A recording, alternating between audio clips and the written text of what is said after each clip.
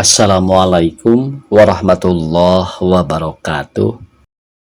Pamirsa subscriber YouTube Mang Cecep Gorbacep anu satiasa tuhu manco di mana wae ayana. Dina dangat ayeuna urang neraskeun hanca carpon tina majalah Mangle tahun 1863 nomor 68. Carpon anu baris kapidangkeun dina dangat ayeuna nyaeta sambungan tina carpon anak. Kumaha emut keneh pamirsa? Geuningan ti payun teh cenah nya. Mangga cenah ku pamirsa tah bakal kumaha cenah ieu. Akhirna ieu aya catetan ti Girang Rumpaka saurna teh nya. Aya 73 terasna carpon anak nu katampi ti para mitra Mangle dugi kaping 30 April 1863 teh. Tangtos upami dimuat sadayana mah matak seepeun rohangan sanesna. Ku kituna nu bade dipidangkeun ayeuna mung 8 anu numutkeun timbangan ais pangampih Mangle nu pangsaena. Kitu oge mung ringkesanana wungkul. Sakumaha anu diembarkeun dina Mangle edisi 65 hasilna teh bade dipasrahkeun deui ka para mitra, kedah dipilih hiji di antawisna anu numutkeun para mitra pangsaena. Anu pangseueurna kapilih baris diwawarkeun deui dina Mangle serta kanu nyeratna bade dihaturanan hadiah sakumaha nu parantos dijanjikeun dina Mangle nomor 65 teh. Sumangga wilujeng milih walaranana diantos cekap serat dina kartu pos bae ku jalan nyerat nomor sabaraha nu dipilih ku para mitra.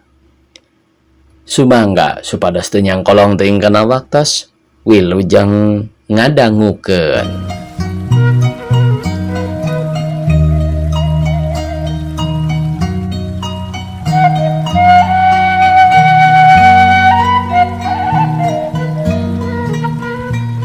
Hiji, kintunan juragan Kurdi Natami Harja.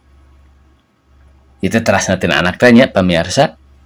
Sabenerna mulung sani teh leuir teuing. Nini kaburu tabese manten lantaran ngarasa bingung teu boga anak bae. Sanggeus dipariksa doktor, Mini dilarang campur jeung Hasan salakina. Malah kudu titirah di Sindang Laya. Kasakit Mini beuki parna Pondok Pangharapan sarta kulantarannya kabudak nya eta sani teh Mini boga pamenta sangkan Hasan ngawin Ningsih. Akhirna pamenta Mini ku Hasan dilaksanakeun, Ningsih dikawin. Tapi sanggeus kitu kulantaran ilmu ubar-ubaran beuki maju, kasakit Mini teh beuki ngurangan, malah akhirna cager pisan. Mini balik deui jadi nyonya rumah seperti baheula. Ningsih tetep dipihukum ku Hasan. Antara Mini jeung Ningsih runtut raut taya panyerewedan, kulawarga Hasan menang kabagjaan. 2. Kintunan juragan Yadar RA. Kulantaran Hasan hirupna beuki nandangan karudat hate, padah Ningsih aya di lingkungan kulawargana tungtungna gering nepi ka hanteuna maot. Memeh maot Hasan nitipkeun sani ka Mini jeung Ningsih. Mini, Ningsih jeung sani hirup babarengan. Ningsih dianggap adik ku Mini serta duanana janji moal waka boga salaki samemeh sani dewasa. Ningsih boga maksud rek buka rusiah upama Mini geus boga salaki deui. 3. Kintunan juragan Min R.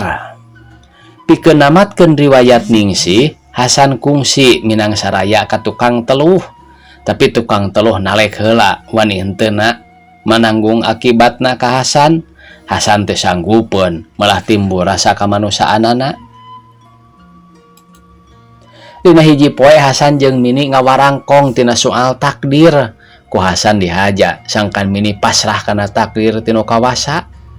Sanggeus Mini pasrah kakara Hasan balaka yen sani teh anakna pituin ti Ningsih sarta akhirna manehna nyaritakeun niatna rek ngawin Ningsih. Saminggu ti harita mungkus lebu make waru ditunda deket kanyere urut babu jadi maru beri nunda anak tere. Cenah eta tanya nu katilu. Ayeuna nu kaopat, kintunan juragan Waryani. Kalawan alasan yen Mini mah hapa sedang Hasan hayang boga anak, nya Hasan balaka ka Mini pamajikanana rek nyandung kasaha ka Ningsih. Kulantaran ngartieun kana alasan Hasan, Mini akhirna ngidinan, Ningsih dicandung, Mini dipangnyandungkeun.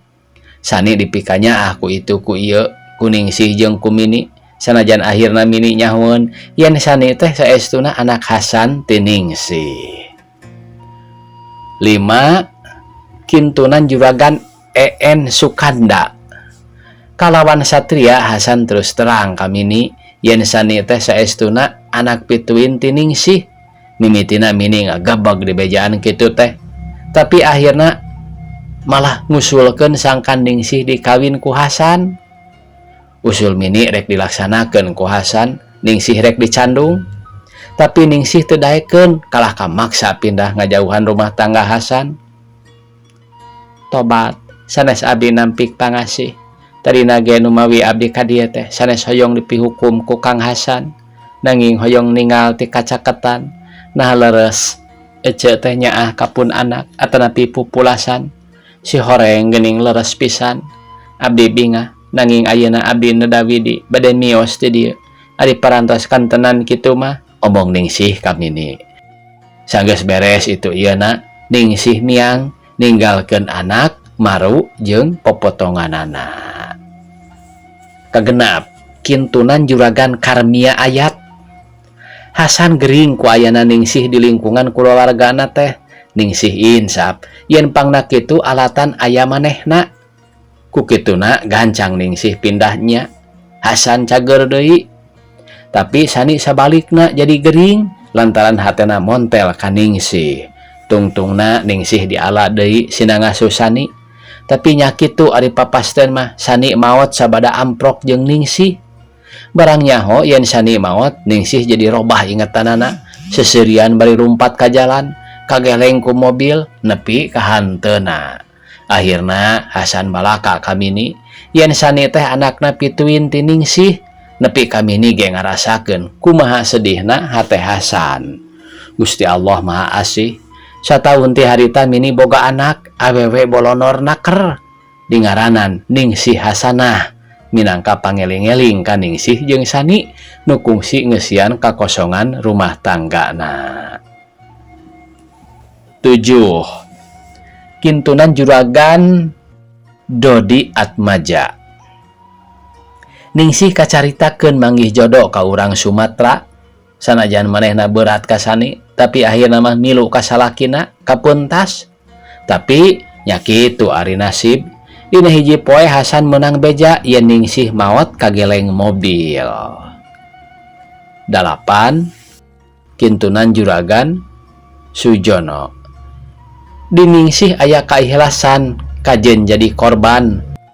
Sok mun Sani dina kabagjaan. Ku kituna taya deui jalan pikeun manehna iwal ti kudu ngajauhan kulawarga Hasan Mini. Katambah Ningsih boga pikiran yen sanajan padeukeut oge jeung Sani anakna pribadi, manehna tetep moal bisa miboga, jadi matak tugeunah wungkul. Ningsih percaya yen upama pangeran ngeresakeun isuk jaganing geto, manehna bakal papanggih deui jeung Sani. Jeung deui apan antara Ningsih jeung Hasan geus aya perjanjian nu mateng. Sok mun Ningsih ulah aya di lingkungan kulawarga Hasan. 8. Kintunan juragan Undi Sukmara. Hasan boga niat rek ngawin Ningsih ngan teu wani prak lantaran berat ka Mini. Beuki lila beuki berat kaditu kadieu tungtungna gering. Kahartina ku Mini nu matak Hasan gering, taya lian domeh hayang boga anak anu diaku ku Mini. Tapi Mini hapa bae. Kulantaran kitu, kalawan usahana Mini, Hasan kawin ka Ningsih, nyiar-nyiar piatoheun. Teu mangkuk sabaraha lilana Ningsih boga anak deui ti Hasan. Awewe rupana persis seperti Mini. Heg dingaranan Minsani Budiasari. Minsani singgetan tina Mini, Hasan jeung Ningsih. Sakitu cenah ieu pamiarsa.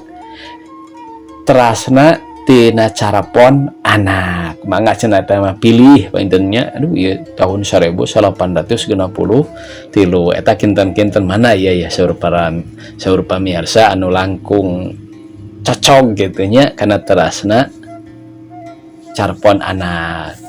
Tah upami ieu pamirsa anu namanya sumping ka ieu channel wayahna eta mah painten nya kedah ngadangukeun heula carpon anak dina edisi atanapi dina nomor genap 55 painten nya kedah dipilari heula dikotek-tak heula ataname ka dieu painten ieu terasna. Sakitu anu tiasa kapihatur. Wassalamualaikum warahmatullahi wabarakatuh.